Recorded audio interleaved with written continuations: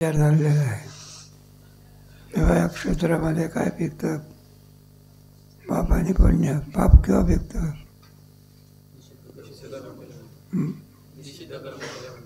पेरल्यानंतर किंवा पिकतं निषिद्ध कर्म आणि पुण्य विधीची वाप चुकवी अन्याय बीज वापिको कर्माचा करवी राब जरी तरी दयाची सारखी असंभाळ पाप. असंभाळ म्हणजे सगळ्या योनीमध्ये त्याला पापाचाच अनुभव येत असतो.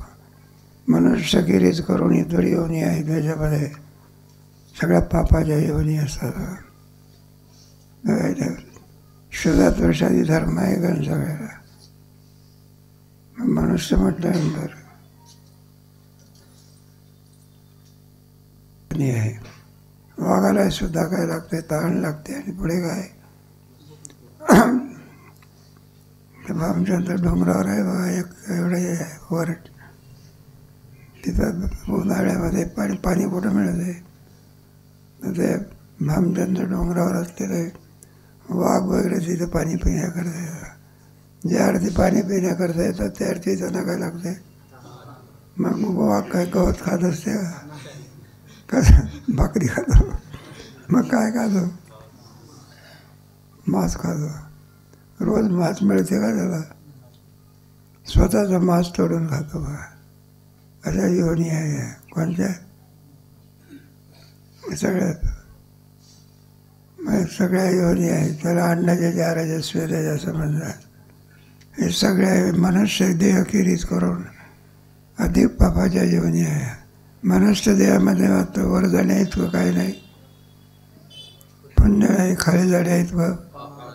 असं मधल्या भागामध्ये कोणता देह प्राप्त होतो? म्हणून मनुष्य देह मानुष्यम वर्मम शवी बाबा. मनुष्य देह मनुष्यत्वम महापुरुष संशय असं आहे. बहुता दिवसा फेरा. आता काहीतरी चांगला कृत्य केलं पाहिजे ना, थोडा विचार चाललेला आहे. मग हे शरीर कोणाच्या मालकीचं आहे? पहिला कोणता घेतला आपण? जीववादी. जीव म्हटलं वाट सुरू आहे की एखादा वाट सुरू, एखाद्याच्या घरी थोड्या वेळाकरता विश्रांतीला बसला, लगेच म्हणाला घरच माझं आहे. मालक थोप कोणात दिला. तसं क्षेत्र हे जीवाचं होऊ शकत. मग कोणाचं? प्रकृतीवादी. मग प्रकृती आली कुठून? वेदांत शास्त्राचा नियम आहे. नेह नाना अस्ति. एक परमात्माचा एकमेव द्वितीय. प्रपंच एक झाला होता हे समूळ विद्यार्थ. होईल वागोदान कथा करता बी. एखाद्या बाईला 2 मुलं जावळे जावळे जन्माला आले. एक मुलगा आहे आणि एक कोण आहे? दोघाला मिशी आहे का? मग मुलाला आज नाही पण उद्या फुटल्याशिवाय धडधाकट झाला म्हणजे. आणि बाईला आज नाही पुढे तर कधी कत्यांदा. ब्रह्मस्वरूपाच्या ठिकाणी जगताचा कोणता अभाव आहे? तर कालिकाच्या भासते याची. अरे दोरीवरती सर्पाचा काय आहे का? दोरीच्या ठिकाणी दोरीवर पूर्वी सर्प होता का? आताही आहे का? नंतरही राहील का? कोणता अभाव आहे? भासते याची. हे चाललं आहे का? आणि त्याचा विचार या ठिकाणी करतात जीववाद, प्रकृतीवाद. मग ते भासते ना काहीतरी उपपत्ती. ज्या अर्थी भासते त्या अर्थी त्याची उपपत्ती लावावी लागते. त्याच्याकरताही वादी लोक आहे. जीववादी, प्रकृतीवादी. तिसरा कोणता? संकल्पवादी. एकोहम एकलयन कंठवेच म्हणून आहे.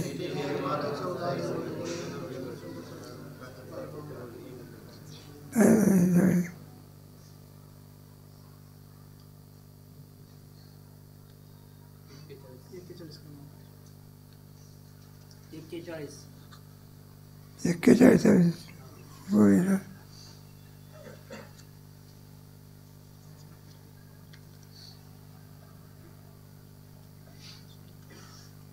संकल्पवाद आला याच्यामध्ये.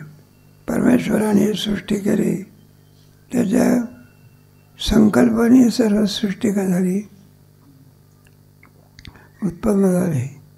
तेव्हा हा संकल्प कसा होता? क्षेत्रविद वृत्तांत बघायचे ऐका, आमच्याकडून हे सर्व तुम्ही ऐकून घ्या. हा संकल्प आला कुठून? शून्य शेज साळे सुलिंतेची तुळे निद्रा केली होती बळी. शून्य शेज साळे कोणत्याच काठवर झोपला होता.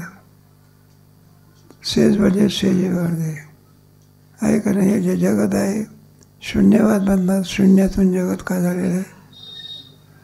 शून्यातून कुठं जगत नाही. पाण्यामध्ये तुपाचा कोणता अभाव आहे? त्रैकालिक बाबा. पाण्यातून कुठं तूप निघत असते का? ज्या अर्थी तूप निघाला त्या अर्थी त्याच्यात काहीतरी दूध असलं. मग शून्यवाद कसा आहे?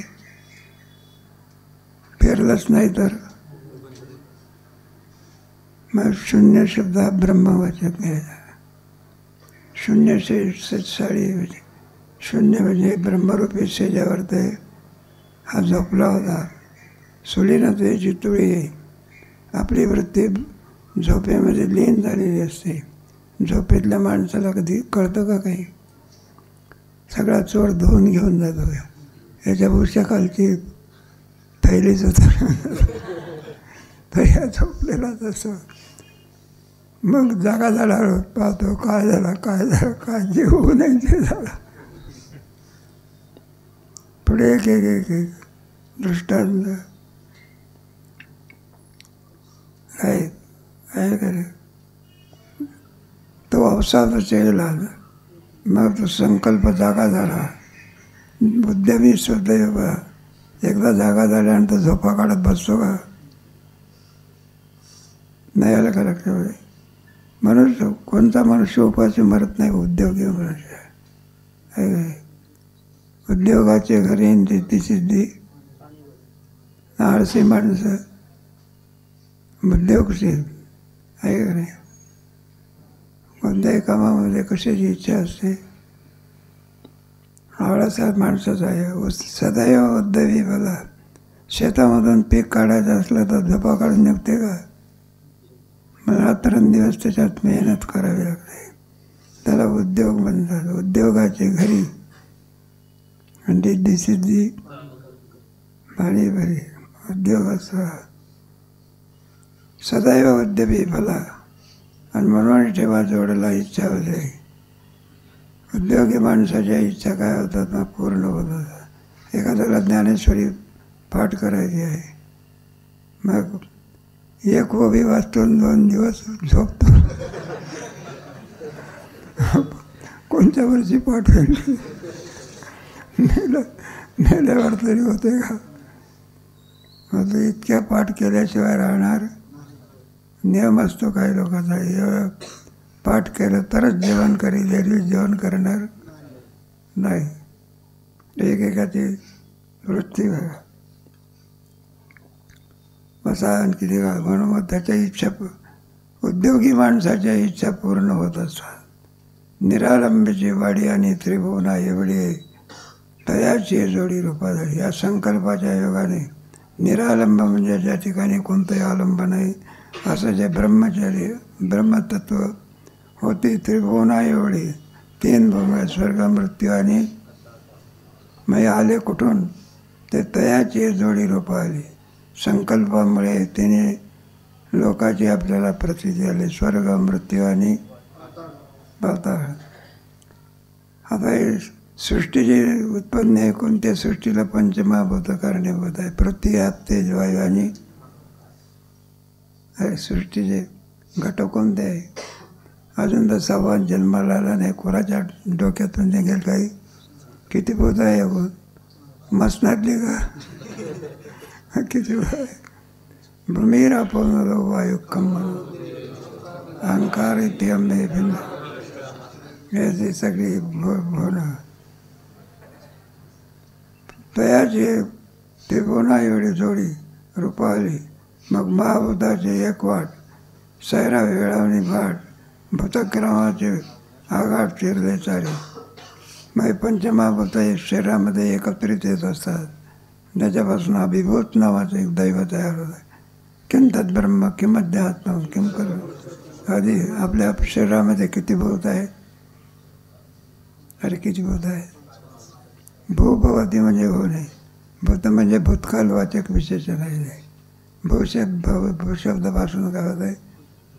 भूत असं गमापासून गच्छती गमन वगैरे.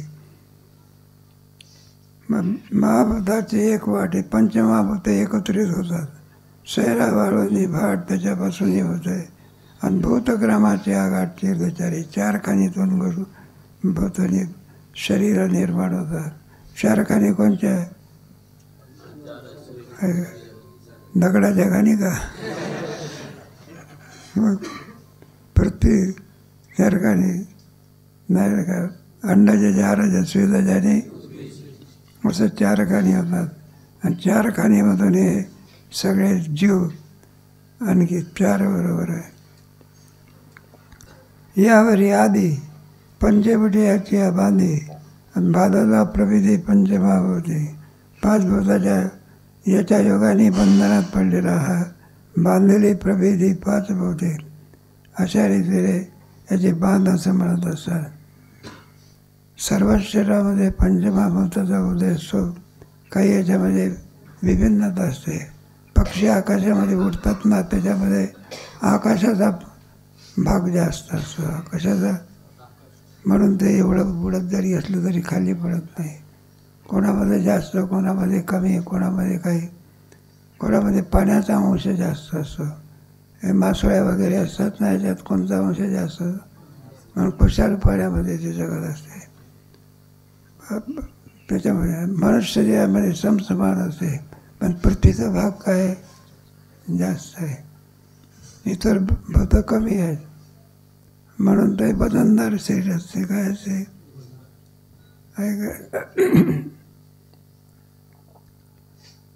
बांधली प्रभेदी पाच भौतिकी. कर्माचे गुंडे बांधले दोहीकडे. नपुंसके बरळे राणे केले. कर्म हेच कोणी गुंडे म्हणजे मोठे मोठे पाषाण.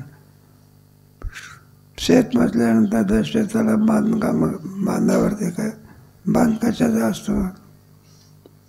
अरे आपली संस्था आहे. भिंत कशाची आहे का? मग ते भिंत त्याला म्हणायचं कर्माचे.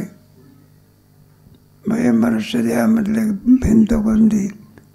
कोणतंही कर्म करून चालत असते का त्याला निषेध केलेला आहे. त्या कर्माचे प्रकार दोन आहे, विहित आणि विहित. कर्माचे किती प्रकार आहे? अरे नित्य नैमित्तिक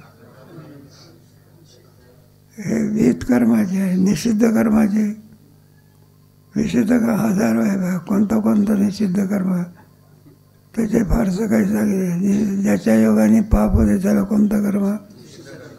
निषिद्ध कर्म. आणि ज्याच्या योगाने शास्त्राने सांगितलं आहे करा म्हणून त्याला कोणतं कर्म म्हणायचं? करू नका. त्याला खाता येते म्हणून काही खायचं असते का? त्याच्यात विचार आहे ना काय. प्रत्येकाच्यामध्ये काय केलेलं पितायचं म्हणून काही प्यायचं असते का?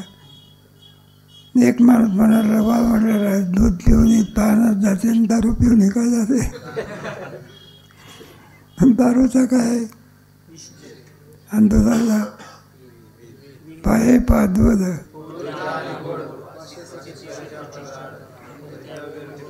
अशी संस्था तयार करायचे. 400 पोराला जेवण देतात रात्री. जेवण देणं चांगली गोष्ट आहे, पण सकाळच्या पर्यंत त्याला भर काय द्यायचं?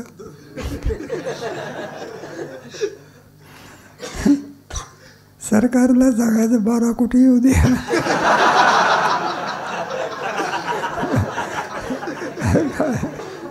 दगडा विटा माती करता 5 कोटी दिले. आणि माणसाच्या जेवणाकरता जेवणाची सोय झाली, पिण्याची काय पाहिजे. आता तर पाणी विकत घ्यावं लागते, दूध तर काय झालं, काय विकत घ्यावं लागेल, उद्या हवा विकत घ्यायला लागेल.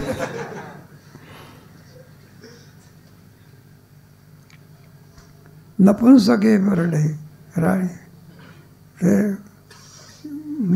पीक काढण्याकरता जमीन कशी लागते, तिला हे करावं लागते. शेतकरी लोक असतात ना, नांगरटी वखरटी असं करून पुढे पाणी द्यायचं आणि मग पाण्याने ती जमीन ओली झाल्यानंतर मग त्याच्यामध्ये पेरणी काय करायची आहे का रे.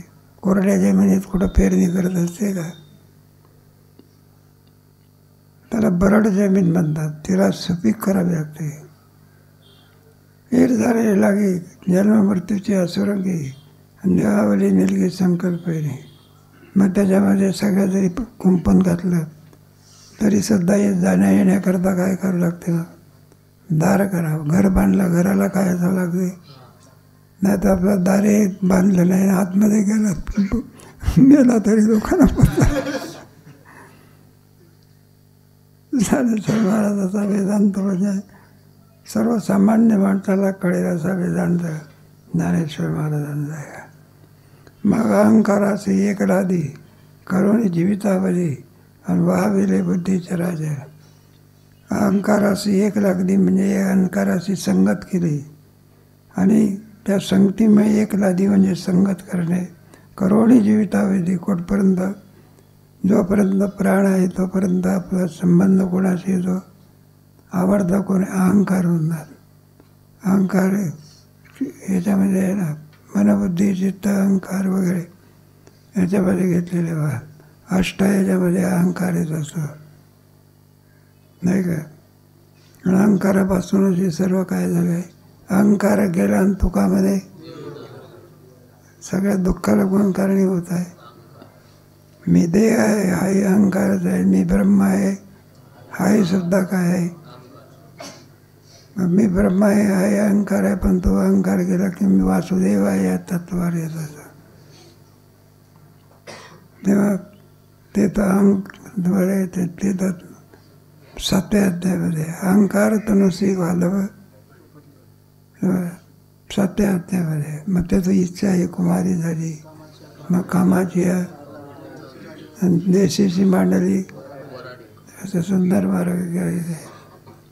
मग मनुष्य सरळ मार्ग सोडून देतो, आड मार्गाने जातो आणि शेवटी जन्ममृत्यूच्या वाटेमध्ये गटांगळ्या खाट बसतो. पुनरुपजनम. मग तो कोणता मार्ग आहे, तो आड मार्ग आहे, चुकीचा मार्ग. निघत जायचं आहे पुण्याला आणि चाललं आपला चाकणला, मग पुन्हा येईल का चाकणला गेल्यानंतर.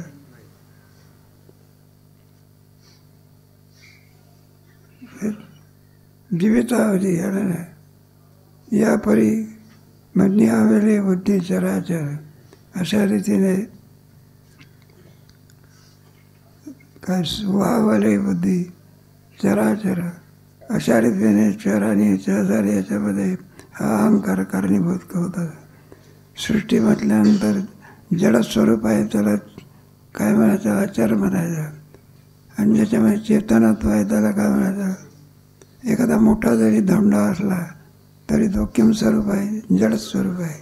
लहानशी मुंगी जरी असली तरी ती कशी आहे, चेतन स्वरूप आहे का नाही.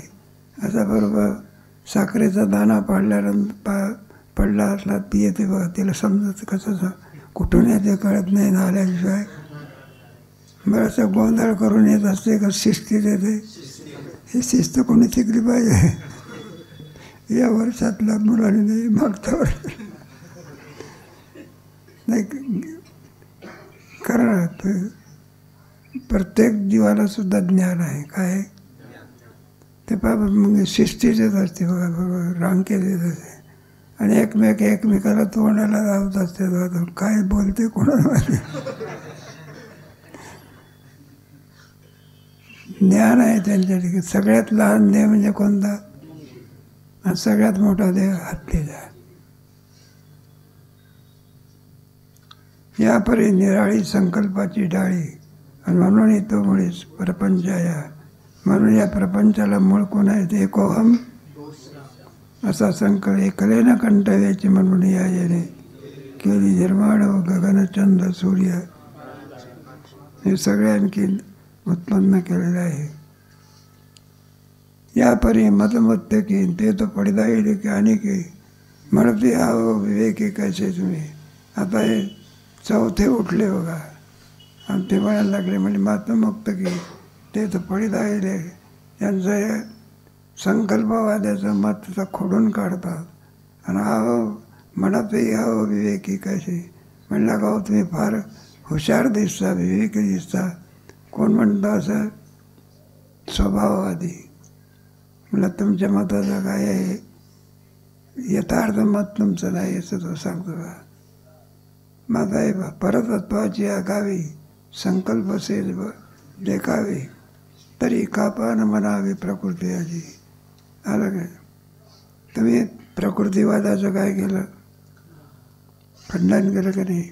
परब्रह्मस्वरूपाच्या ठिकाणी प्रकृती आली कुठं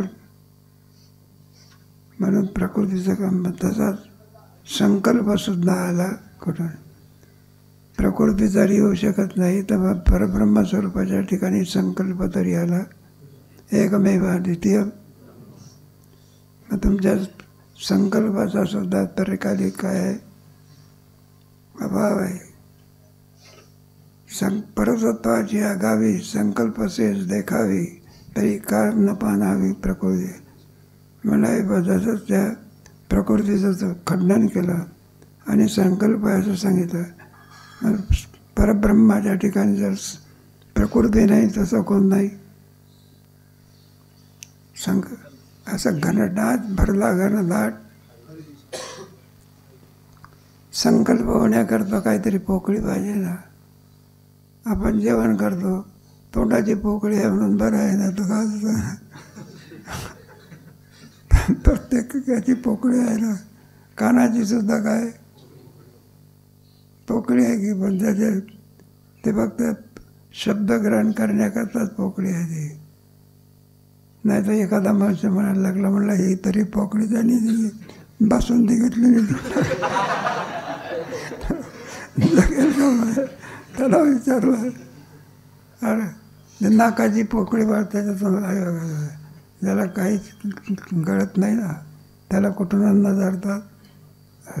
काही लोक नाकाने पाणी पितात तुम्हाला माहिती खरं नाही. आरोग्यशास्त्रामध्ये सांगा सतेज नाक आपले डोळे बिळे सगळे काय राहतात पण प्रारंभी पडसा होत असतो. आरोग्यशास्त्रामध्ये नाकाने सुद्धा पाणी पितात. आता हे स्वभाववादाचं वर्णन या ठिकाणी करून सांगतात.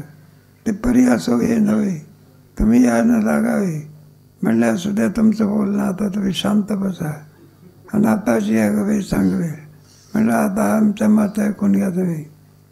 स्वभावादी आकाशी कवने केली मेघाची भरणे अंतरिक्ष तारांगणे धरी कवने. स्वभावात असताना जे ईश्वर काय करीत नाही मानत नाही त्याला विचारले सृष्टी कशी काय झाली स्वभाव झाली म्हणजे स्वभावाचा जो इथं थोडक्यामध्ये वर्णन सांगितलेलं आहे. आकाशी कवने केली मेघाची. मेघ कुठे असतात रिकामे असतात का काय पाणी भरलेलं असते. मग इथून खालून पाईप लावलेलं आहे का मग काय त्या मेघामध्ये काय जे पांढरे मेघ असतात ना ते मात्र त्याच्यामध्ये काही नसते बा. मग पाण्याने भरलेले मेघ कोणते असते शेतकऱ्याला माहिती असते बा. बरोबर काळसर रंग ढग आले तर म्हणलं हे पाण्याने भरलेले काय आता आवरा घरी गेलेलं बरं. नाही तर जोरात जर पाऊस आला तर कोरडी इंद्रायणी काय होतं पुराणं ज्ञानेश्वर महाराजाच्या दर्शनाला जोरदार पाऊस आला तर तुम्हाला काय म्हणा 72ला पाऊसच पडला नव्हता का आणि सगळी इंद्रायणी काय पडली ती कोरडी आणि जो 2 तास पाऊस आला बघा बरं का, तर जोग महाराजांच्या समाधीपर्यंत पूर आला. सगळं पावसामुळे हे पूर वगैरे येत असतात, ते कोणामुळे येत असतात? पावसाच्या वेळेस. तेव्हा मेघामध्ये पाणी भरलं. कोणी इथून काही नळ लावलेला आहे का बादलीनं नेऊन ओतून टाकलं? दुसरा दृष्टांत, अंतरिक्ष तारांगणे धरी कवना. हे थोडंसं दृष्टांतच आहे, कारण निसर्गवादी लोक जे असतात ना त्यांच्याविषयी. पण ईश्वरवादी जे लोक असतात, हे सर्व कोणाचं आहे? त्याच्या पुढची चेतन शक्ती आहे. कोणती शक्ती आहे? ज्या अर्थीबरोबर आणि बस येऊन जिथं थांबायचं आहे तिथं थांबते. हे ज्ञान लोखंडाला आहे का? मग कोणाला आहे? ड्रायव्हरला आहे. बरोबर ती बस कुठे होते, कुठे थांबायची, कुठं सुरू करायची वगैरे सगळं ज्ञान तर लोखंडाला कळते का? मग लोखंडाचं काम काय आहे? त्याच्याकडून काम करून घेणे. काय करून घेणे? एक चेतन शक्ती काय केली पाहिजे? बरं, हा जो तुमचा हे आहे ना, तुमचा स्वभाव हा त्याचं कडनं आहे. भूमी आतून स्वयंभ.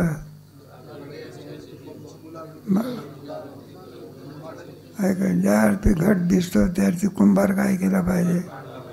माती कुठं घटाच्या आकाराची होत असते का? माती उपादान कारण आहे आणि कुंभार कोण आहे? निमित्त कारण आहे. जो कार्यवान भिन्न असतो त्याला काय म्हणायचं? आणि ज्याची कारक ज्याची व्याप्ती असते त्याला काय म्हणायचं? मग ते दुसरा एक एक एक दृष्टांत नव्हा. अंतरिक्ष तारांगणे धरी कोण. या आकाशामध्ये उंच उंच असं पाहायला लागल्यानंतर तारांगण दिसते का रे? मी याला कोणी धरून ठेवलेलं आहे? मग खाली का पडत नाही? कोणीतरी चेतनचे ते म्हणतात निसर्ग आहे. काय आहे? निसर्गवादी लोक अलीकडे हाच प्रकार जास्त झालेला आणि त्याच्यात विद्वान लोक निसर्गवादी आहे. कोणत्यावादी आहे? स्वभाववादी आहे. त्याच्यातले जे काही घराण्यातले लोक असतील तेच हे वाचत असतात. म्हणलं आम्हाला ज्ञानेश्वरीसारखा ग्रंथ मान्य नाही. मग काय मान्य आहे? म्हणलं कादंबरी. मामासाहेब म्हणायचे बघा, ते म्हणायचे हे ज्ञानेश्वरी सोडून खेरीज करून इतर जर काही वाङ्मय त्याला पुस्तक म्हणायचं. काय म्हणायचं? आणि ज्ञानेश्वरीला ग्रंथ म्हणायचं. तर पुस्तक नाही म्हणायचं. काय म्हणायचं? असं आहे. ती कशी वाचायची असते, कशी पूजा करायची असते. कादंबरीची काय पूजा करत असतं का? काही अर्थ आहे का? जाऊ द्या. एक एक एक एक दृष्टांत केली मेघाची वधी. अंतरिक्ष तारांगणे धरले कोण. म्हणजे तारांगण कोण धारण केले? ज्या एक चेतन शक्ती काय केली पाहिजे? गगनाचा तुमच्या 9व्या अध्यायामध्ये आकाशे सर्वत्र वसा पार्वती वैसखा म्या बोलविले आहे. असा जो समर्थ जो मी जगाचा ईश्वर काय केला पाहिजे? आणि मग तो त्या ईश्वराला शरणागती करा. तुझं विना कोणा नाही. तमेव शरणम गच्छ पर तत्प्रसादात पराम शांती. एक एक एक एक दृष्टांत.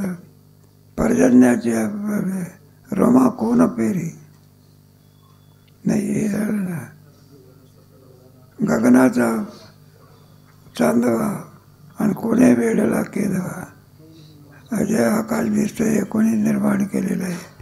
आणि पवन हिंडत राहावा हे कवनाचे आपल्याला जीवनात जगण्याकरता जी पंचमहाभूत आहे त्यामध्ये सर्वात जास्त झालं प्राणाला आणखी ग्राह्य असेल ते हवा आहे. बा थोडा वेळ जर हवा मिळाली नाही तर माणूस राम बोलो भाई राम.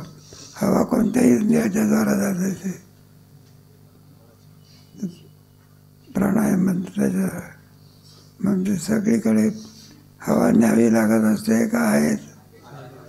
आणि पाणी पिण्याकरता काय करावं लागते? मग एक पवन हिंडावा असे कमराचे मत. कोणी ओढीला केलवा पवन हिंडत असावा कमराचे मत. रोमा कोण पेरी? आपल्या अंगावर ते जे केस आहे ते कोणी पेर देव का केस घेऊनच आलेलं आहे? ते त्याच्यातही थोडे प्रकार आहेत. सगळ्या अंगावर ते केस आहेत. त्याच्यावर घाम घाम येतो आपल्या तो या केसाच्या पोकळीतून येत असं मोठं मत आहे. 3.5 कोटी केस आहे म्हणतात. बघा तुम्ही म्हणाल तुम्हाला कसं माहिती आहे? ऐकून सांगता म्हणून नाही. काय कमी वाढले तर ते बिरबल आणि बादशाह होते बघा. मग ते कावळे होते पुष्कळचे. मग त्या बादशाहाने विचारलं बिरबल आपल्या राज्यामध्ये किती कावळे? त्याने आपलं सांगून द्या 9,555,000.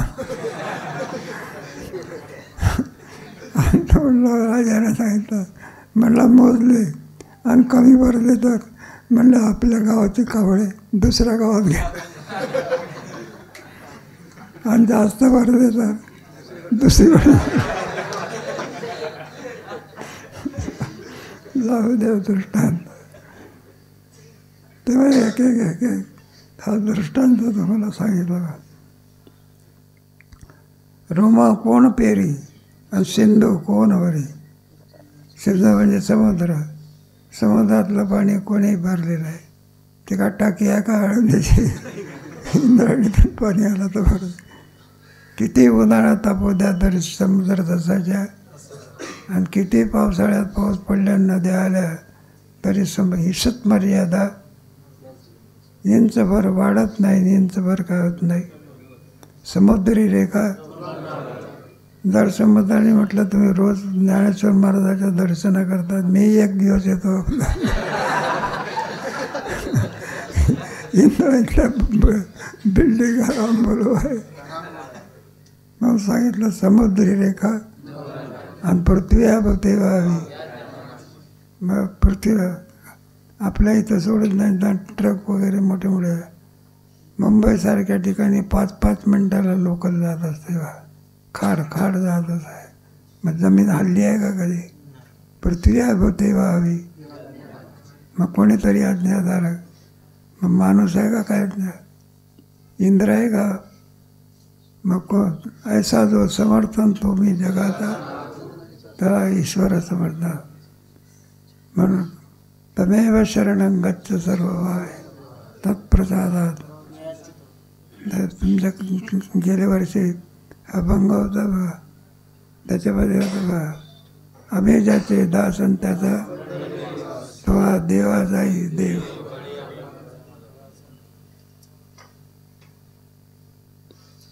तसे क्षेत्र पर्जन्याची आकारी धारा कवना. हे पहा आकाशामधून ज्यावेळेला पाऊस येत असतो, कसा तरी पाऊस येत असतो का धारेने येत असतो. तुम्ही एखादी बादली घेतली आणि वरून अशी टाकली, धारेने पडत असते कधी? आणि वरून येणारा बघाटून येणारं पाणी कसं पडतं? पण धारा कोणी केल्या?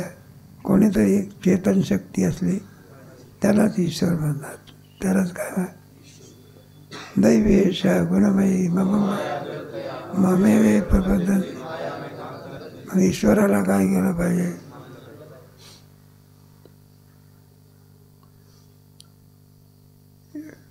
त्याप्रमाणे क्षेत्र हे स्वभावे वृत्तीक्रमणाची नव्हे आणि जो वाय तया पावे. निसर्गवाल्याचं मत आहे बरं का. ते म्हणलं जो कोणी मशागत करील त्याला याचा लाभ होतो. वाय तया पावे येरा तुटे अनेक एक एक शोभे मिळतले दिखे अंतरी भोगी जे एक एक काळे. त्याच्यात काळवादी उठले. कोणते वादी? त्या काळवादाचं मत आहे बघा. तरी भोगी जे एक एक काळे की सगळ्या जगावरती प्रभाव कोणाचा आहे? मग किती मोठा मनुष्य असू द्या, विद्वान मनुष्य असू द्या, काही असू द्या, इंद्र असो का चंद्र असो का ब्रह्मदेव असो, सगळे कोणाच्या पाशात पडलेले आहे. देहाचे पुरंदर 14 झाले. ब्रह्मदेवाच्या एका दिवसामध्ये 14 इंद्र झाला. किती? आणि ब्रह्मदेवाचं आयुष्य केवढं आहे? तरी तोही पुनरावृत्तीच्या 8वा अध्याय वाचा कोणता, मग तोही सुद्धा काय, काळे काळे अवघ्याची सरे. म्हणजे सगळं कोणाची सत्ता याच्यावरती बघ काढायचे. ते आपले 2-3 मतं झाले. एक जीववादी, प्रकृतीवादी, संकल्पवादी, नुसता स्वभाववादी. 5वा कोणता था याचा विचार कधी करू. नमस्ते.